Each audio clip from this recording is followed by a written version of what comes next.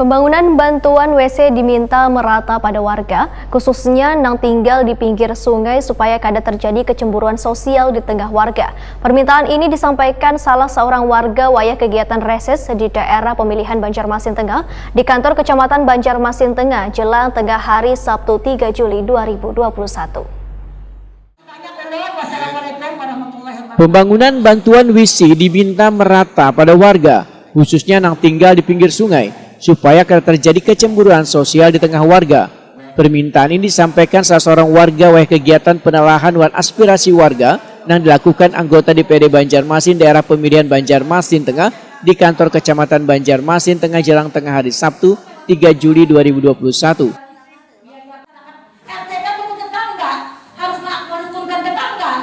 Kenapa tetangga disuruh bermusuhan? Karena dengan bantuan yang angka seimbang itu jadi kecemburuan sosial, disuruh bermusuhan antara masyarakat di RT itu. Nah itu Pak ulun yang paling sangkal ulun sudah itu. Apa gunanya juga pejabat dapat maka jadi ulun lah menurut ulun pejabat ini semoga jadi amanah dan menjadi ibadah.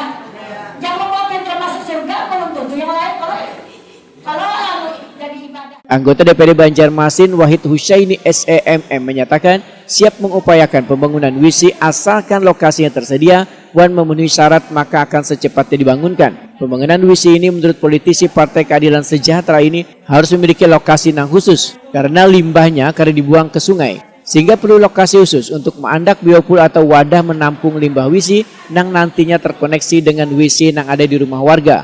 Wahid Husaini menegaskan permasalahan pembangunan WC di rumah-rumah warga ini akan bisa terselesaikan asalkan ada lokasi khusus gasan menandak biopul atau wadah menampung limbah WC tersebut.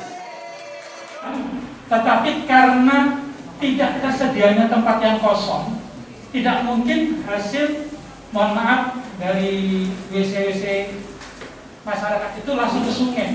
Makanya perlu ada tempat khusus untuk penampungan biopul ya. Biopul. Artinya ada tempat khusus untuk menampung itu.